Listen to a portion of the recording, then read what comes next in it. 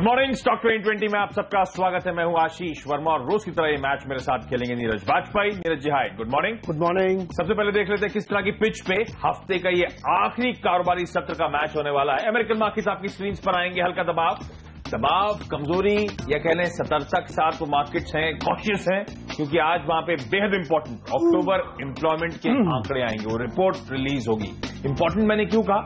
क्योंकि ज्यादातर अब बाजार मान रहा है दिसंबर में शायद दरें बढ़ा सकता है फेड। उससे पहले 2 महीने अक्टूबर और नवंबर की एम्प्लॉयमेंट रिपोर्ट आने वाली है, तो उस लिहाज से 2 में से एक बड़ी अहम रिपोर्ट आ जाए। उससे पहले नर्वसनेस के साथ कामकाज। यूरोप मिला जुला आपको नजर आएगा। बैंक ऑफ इंग्लैंड के स्टेटमेंट्स आए, काफी हद तक वो डविश साउंड कर रहे हैं, यानी कि शायद ब्याज दरें लंबे अरसे तक ना बढ़े। आसान शब्दों में इसका मतलब ये हुआ और इसीलिए मिला जुला कामकाज था। कुछ हरे निशान के साथ वहां के मार्केट ट्रेड कर रहे थे।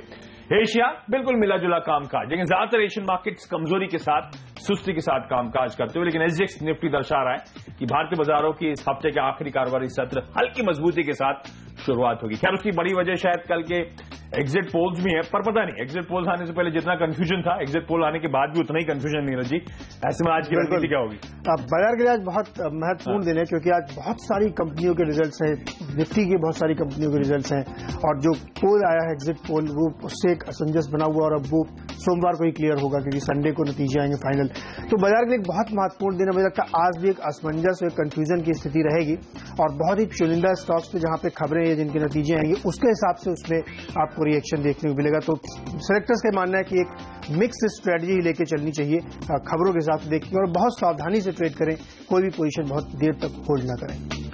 हम थोड़े पॉजिटिव हैं। इनफैक्ट कल शाम को भी हम पॉजिटिव थे इस लिहाज से, क्योंकि हमें लग रहा था बड़े तगड़ा सेल ऑफ आ चुका है इस हफ्ते। कल के लोज और इनफैक्ट इस हफ्ते के लोज पे जाके हम एग्जिट पोल से पहले भारतीय बाजार बंद हुए थे, उसको देख के लग रहा था कि शायद एक शॉर्ट कवरिंग का मोमेंटम आएगा। हम तो मान रहे थे कि अगर महागठबंधन की तरफ थोड़ा सा स्क्यूड भी हुआ अगर एग्जिट पोल, तो फिर शायद कमजोर शुरुआत के बाद लो लेवल से रिकवरी आएगी और आउटकम तो शायद मिला जुला है। तो कंफ्यूजन है, तो कुछ लोगों की शायद हिम्मत आए या फिर कुछ हद तक शॉर्ट्स कवर होते हुए नजर आए सिस्टम में, तो उसका खरीदारी का सहारा शायद मिल सकता है। लेकिन आप सही है, बड़ा कंफ्यूजिंग दिन होने वाला है। बाजार कैसे रिएक्ट करेगा? शॉर्ट कवरिंग आएगी या फर्दर शॉर्ट्स बनेंगे, मुझे नहीं पता। इसलिए स्टॉक स्पेसिफिक एक्शन का दिन है आज, उसमें फोकस करना चाहूंगा। ज्यादातर खरीदारी, लेकिन कुछ चुनिंदा सिलेक्टिवली गेंदबाज भी होंगे। जी, शुरुआत कहां से? शुरुआत तो खरीदारी से ही करेंगे और पोलारिस में खरीदारी करनी चाहिए। कल भी सिलेक्टर्स ने आपको सुझाया था कि इसमें बड़ी डील होने वाली है और अब वो डील हो गई है और यहां से सिलेक्टर्स को लगता है कि क्योंकि 230 के आसपास का प्राइस रखा गया, जो यहां से काफी प्रीमियम पे है, सिलेक्टर्स को लगता है कि एक तेजी बनती हुई दिखेगी। प्रोमोटर इसमें से निकल गए और नई कंपनी आ गई है, तो सिलेक्टर्स को लगता है खरीदारी करनी चाहिए। 216 का लक्ष्य होगा यहाँ पे। KEI इंडस्ट्रीज एक केबल बनाने वाली कंपनी है और इसके नतीजे आए हैं। नतीजों पे आप नजर डालेंगे तो जो मुनाफा है वो 9 करोड़ के मुकाबले 15 करोड़ का रहा है और जो रेवेन्यू है वो 504 करोड़ के मुकाबले 612 करोड़ की आई। तो दोनों ही परफॉर्मेंस काफी बेहतर है, चाहे वो आमदनी का हो चाहे मुनाफा का हो। इस पूरे तिमाही के नतीजों में सबसे ज्यादा जो गौर किया जा रहा है वो इस बात पे कि आपकी आमदनी बढ़ रही है कि नहीं, क्योंकि मुनाफा तो इस वजह से बढ़ जाता है क्योंकि रॉ मटेरियल की कीमतें कम हुई है, इसलिए आप बढ़ रहा है। लेकिन जहां पे रेवेन्यू बढ़ रहा है मार्केट उसको जरूर रिवार्ड कर रहा है। इसलिए मुझे लगता है कि इंडस्ट्रीज में तेज उछाल देखने को मिलेगा। 112 से 115 के लक्ष्य साथ इसमें खरीदारी करके चलेंगे। शुरुआत जो होगी खरीदारी के साथ होगी और 2 हेवीवेट कंपनीज हैं, तो दिग्गज सरकारी कंपनीज हैं जिनके साथ हम आज शुरुआत करेंगे। सबसे पहले BHEL और इनफैक्ट दूसरा स्टॉक भी आपको बता देता हूं, वो है पावर ग्रिड का। दोनों में खरीदारी करने की सलाह है, रैशनल समझाता हूं।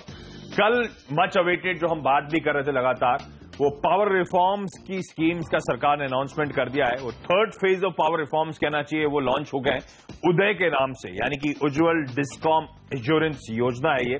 इसके 4 मेजर इनिशिएटिव्स मुझे समझ में आया जो स्कीम थी। एक तो डिस्कॉम्स की, यानी कि सरकारी डिस्ट्रीब्यूशन कंपनीज जो राज्य सरकारों की है, उसकी एफिशिएंसीज को इंप्रूव करना। पावर कॉस्ट जो है, यानी कि जो एक्चुअली पावर जनरेशन में कॉस्ट ऑफ पावर जो होती है उसे रिड्यूस करने की कोशिश होगी। डिस्कॉम्स के ब्याज पर खर्च को, इंटरेस्ट कॉस्ट को रिड्यूस करने की कोशिश होगी। और सबसे इंपॉर्टेंट, जो स्टेट के फाइनेंसेस हैं उनके साथ अलाइन करने की कोशिश होगी डिस्कॉम्स के परफॉर्मेंस को या डिस्कॉम्स की हालात को। बेहद इंपॉर्टेंट है। तो रिवाइवल शायद ऑन ट्रैक नजर आ रहा है। अगर ऐसा होता है तो ये दोनों सरकारी कंपनी जिनकी हम बात कर रहे हैं आपके रडार पर रहनी चाहिए। BHEL 299 की हाई छुए थे इस साल की, वहां से पिटाई होते होते आज ये 200 के नीचे है। हालांकि अभी भी कंसर्न्स है, लेकिन इस समय ट्रेडिंग के लिहाज से और किसी भी कमजोरी में शायद खरीदारी की कोशिश करें आज के लिए, लेकिन 199 तक के levels. Power grid, in fact power space में तो हमारा सबसे प्रिफर्ड बेट है इस समय, ये one of the preferred bets कहना चाहिए। हालांकि पिछले 1 साल में 120 के लोज, 160 के हाईज, इसी रेंज, इस सीमित दायरे में स्टॉक घूमता रहा है। हमें लगता है उस रेंज के लोअर एंड पे है, लोअर बैंड पे, तो अट्रैक्टिवली पॉइज्ड है। आज के लिए 134, 135 तक के लेवल तक अप्रोच करें तो शुरुआत इन दोनों सरकारी कंपनी तो दोनों में खरीदारी करने की रणनीति। इसी के साथ वक्त है हम दोनों की टीम्स के अब डिपेंडेबल खिलाड़ी जानने का।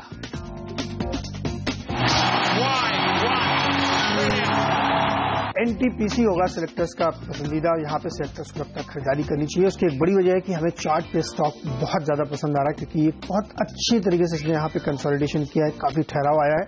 उसके बाद इसमें एक ब्रेकआउट बनता हुआ दिख रहा है। दूसरा, जैसा कि आशीष ने भी आपको एक्सप्लेन किया कि उदय योजना जो बनी है, तो उससे जो बड़ी पावर कंपनियां, उनके लिए बड़ी राहत की बात है, तो यहाँ पे उसको एक फायदा होता हुआ दिखेगा। 145 का लक्ष्य होगा, 134 पर स्टॉप लॉस। आशीष, जायकॉम, इनफैक्ट जिसे हम जायकॉम इलेक्ट्रॉनिक सिक्योरिटी सिस्टम्स के नाम से भी इस कंपनी को जानते हैं, इसमें एक्सपर्ट्स मानते हैं खरीदारी करके चलना चाहिए। शायद हम में से ज्यादातर लोग इस कंपनी और इस कंपनी के ब्रांड्स के बारे में सुन चुके हैं। One of the early movers था, आप ध्यान रखें, इलेक्ट्रॉनिक सिक्योरिटी में इस देश में ये कंपनी एक ब्रांड बनती हुई नजर आई है। इसके प्रोडक्ट्स जाने माने हैं। इनफैक्ट ये कंपनी, क्विकली आपको बता दूं किस तरह के प्रोडक्ट्स बनाती है, तो बर्गलर अलार्म सिस्टम्स, यानी कि चोर अगर आ रहे हैं तो उनके alarm systems, access control systems, तो अगर आपकी हम पंच इन करके एंट्री कर रहे हो या फिर अपना कार्ड स्वाइप कर रहे हो, ये सारी चीजें तो आजकल तमाम ऑफिस में आपको नजर आती हैं। जायकॉम जैसी कंपनीज मैन्युफैक्चर करती हैं। फायर डिटेक्शन सिस्टम्स, जो आप स्प्रिंकलर्स वगैरह ऊपर देखते हैं सीलिंग्स में, तमाम मॉल्स में, अच्छी बिल्डिंग्स में, वो सब यहाँ पे इस कंपनी के जरिए आता है। सीसीटीवी, ना सिर्फ बिल्डिंग्स में, घरों में, अब तो हर चौराहे रोड पे बात करी जा रही है सीसीटीवी लगाने की। ये एक सप्लायर है, की सप्लायर है। तो सीसीटीवी के एक्चुअली सर्विलेंस सिस्टम्स होते हैं, वो पूरे सिस्टम से कंपनी मैन्युफैक्चर, इनफैक्ट वो कॉन्ट्रैक्ट लेने का दमखम रखती है। सेंट्रल मॉनिटरिंग सिस्टम, जो तमाम सीसीटीवी लगेंगे या तमाम रोड ट्रैफिक पुलिस वगैरह काम करती हैं, उनके सेंट्रल मॉनिटरिंग सिस्टम्स होते हैं, वो ये कंपनी प्रदान करती है।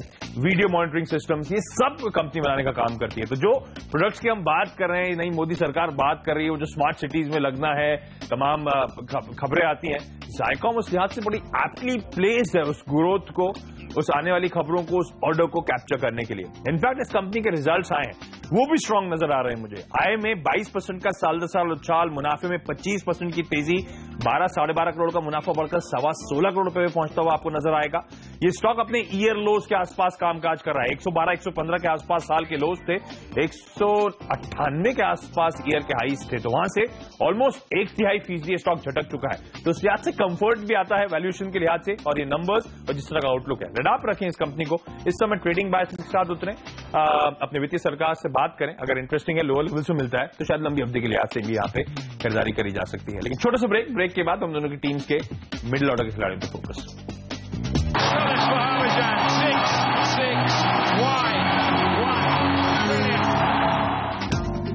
चलिए, मध्यक्रम के स्टॉक्स में जेके पेपर पहला स्टॉक होगा, और यहाँ पे बहुत ही बेहतरीन नतीजे कंपनी ने पेश किए, इसलिए सिलेक्टर्स लगता है यहाँ पे आज तेजी रहेगी। मुनाफे की जो आकलन है वो 20 करोड़ के आसपास का प्रॉफिट यहाँ पे आया, जो काफी सिग्निफिकेंट माना जा रहा है।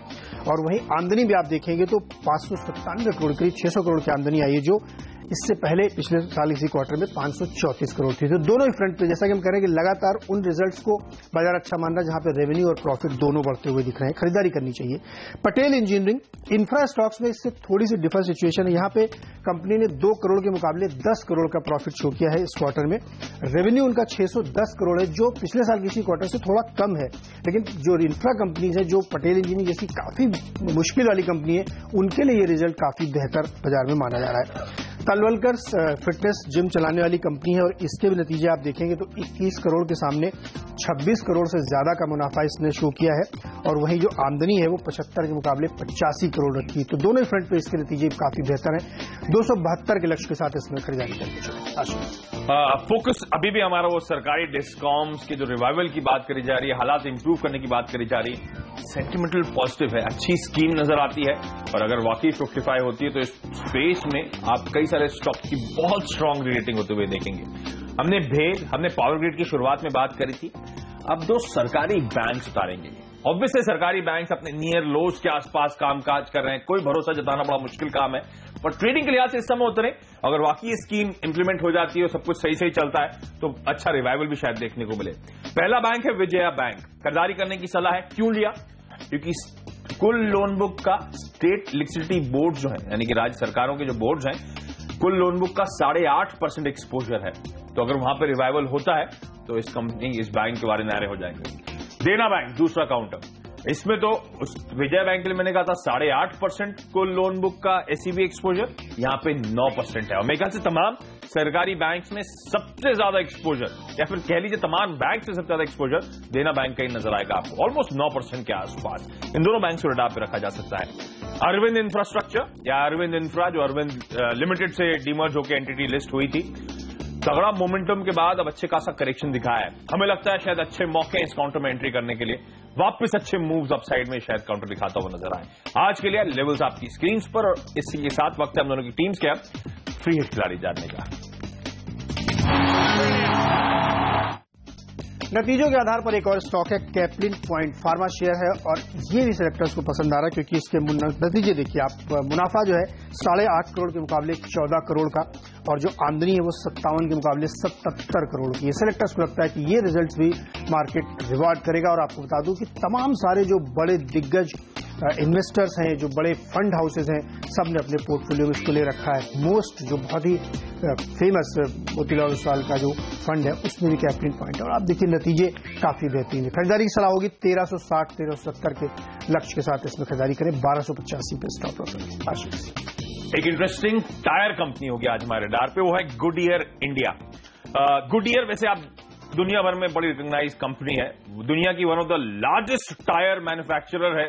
50 फैसिलिटीज हैं 22 देशों में इस कंपनी की अराउंड द वर्ल्ड, और भारत में इस कंपनी की प्रेजेंस, यानी कि गुडईयर इंडिया जो कंपनी है उसकी 90 साल पुरानी प्रेजेंस है। इस कंपनी के 2 प्लांट है। क्विकली आपको मैं कारोबार समझा रहा हूं। बल्लभगढ़ और औरंगाबाद में 2 प्लांट सेटअप करें इस कंपनी ने। पैसेंजर कार सेगमेंट में गुडईयर खास तौर पे तमाम ओरिजिनल इक्विपमेंट मैन्युफैक्चरर्स, यानी कि ओईएम जिनको हम कहते हैं, उनको सप्लाई करने का काम करती है। इनफैक्ट कहा जाता है ये कंपनी पायनियर थी, फर्स्ट मूवर थी, जो बड़ा ल्यूक्रेटिव ट्यूबलेस रेडियल टायर्स का सेगमेंट है। अब आप में से कई लोगों की कारों में एक्चुअली आपको नजर आएगा ट्यूबलेस टायर्स लगते हैं, उसकी फर्स्ट मूवर पायनियर ये कंपनी थी। एक बेहतरीन बिजनेस मॉडल है, उसमें कोई इश्यू नहीं है इस कंपनी को लेकर। फार्म सेगमेंट में ये कंपनी तमाम मेजर ट्रैक्टर कंपनीज को टायर मैन्युफैक्चर करके सप्लाई करने का काम करती है। 2010-11 में मेरे ख्याल से इस कंपनी को तो एक सुपर ब्रांड स्टेटस, गुडईयर को सुपर ब्रांड स्टेटस भी मिल चुका है। प्रमोटर्स का इस कंपनी में, यानी कि गुडईयर का ओरिजिनली इस कंपनी में 74%, ऑलमोस्ट जो थ्रेशोल्ड लिमिट होती है वहां तक प्रमोटर्स के पास स्टॉक है इस कंपनी के। मैं देख रहा था इस कंपनी का share holding pattern, SBI mutual fund इस कंपनी में 7.25% स्टेक ओन करता है। इस कंपनी के रिजल्ट्स आए थे, मुनाफे में मैंने देखा 16% के आसपास का उछाल आया, 25 से बढ़कर 29 करोड़ रुपए पर मुनाफा पहुंचा है। ये स्टॉक अपने, एक और ऐसा स्टॉक है जो ऑलमोस्ट अपने ईयर लोज के आसपास कामकाज कर रहा है। 500-510 रुपए के आसपास ईयर के लोज हैं, 712-715 का इसने ईयर हाई छुआ, तो वहां से तो ऑलमोस्ट 1/4% झटक चुका है। 25% आपको नीचे कामकाज करता हुआ नजर आएगा। लेकिन इंटरेस्टिंग है, इस कंपनी का मार्केट कैप 1320 करोड़ रुपए का है। पिछले साल FY15 की मैं बात कर रहा हूं, इस कंपनी के इसमें तो कैलेंडर ईयर 15 हो गया, 44 रुपए का ईपीएस इस कंपनी ने क्लॉक करा है। उस लिहाज से सिर्फ 13 के पी मल्टीपल एक कंपनी कामकाज कर रही है। अब इस साल के 9 महीनों का नतीजा दे दिया है, उसके बेसिस पर अगर मैं एनालाइज ईपीएस भी निकाल लूं तो 48 रुपए का आता है, यानी कि गुडईयर इस समय 11-11.5 के पी मल्टीपल पे आपको कामकाज करती हुई नजर आएगी। ईयर लोज पे तो वैल्यूएशन अच्छे, बिजनेस अच्छा, प्रमोटर्स बेहतरीन, हमें लगता है 605 तक के लेवल तक अप्रोच करें। एक इंटरेस्टिंग कंपनी इसको आपको रडार पर रखना चाहिए। छोटा सा ब्रेक, उसके बाद हम दोनों की टीम के आखिरी के 3 खिलाड़ियों पर फोकस करेंगे।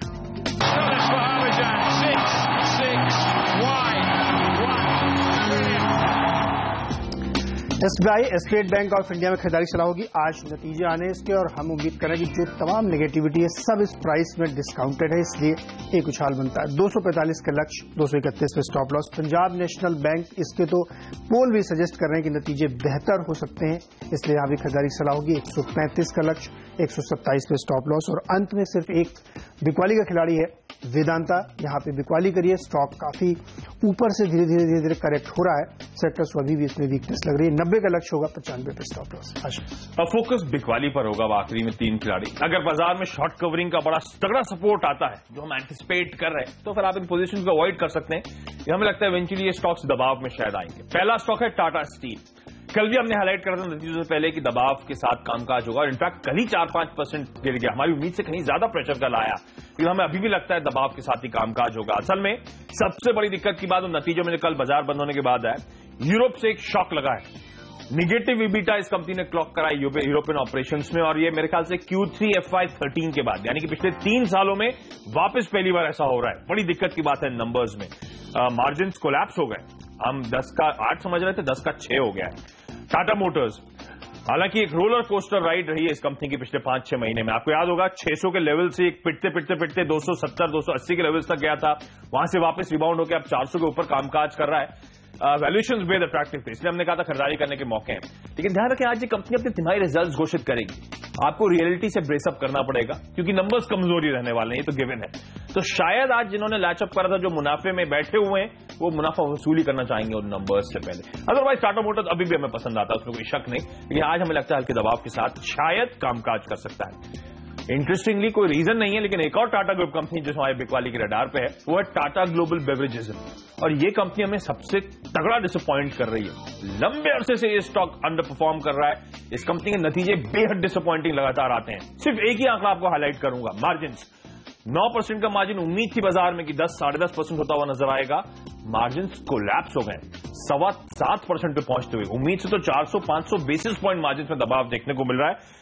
इस कंपनी की आय फ्लैट, इनफैक्ट 0.5% कमजोरी, ईबीटा में 20-21% का दबाव देखने को मिल रहा है। ये तीनों Tata group company for no good reasons की तीनों एक साथ क्यों, लेकिन तीनों में हमें लगता है शायद प्रेशर देखने को मिले, थोड़ा कॉशियस थी, लेकिन दबाव के शायद यहाँ पे काम काज। क्विकली टीम पे नजर डाल लीजिए, 3 बिकवाली करने की सलाह जो अभी भी मेंशन करी मैंने, Tata steel, Tata Motors, Tata global beverages, अलग अलग रीजन से कि हमें लगता है शायद आज ये 3 स्टॉक्स कमजोरी के साथ कामकाज करें।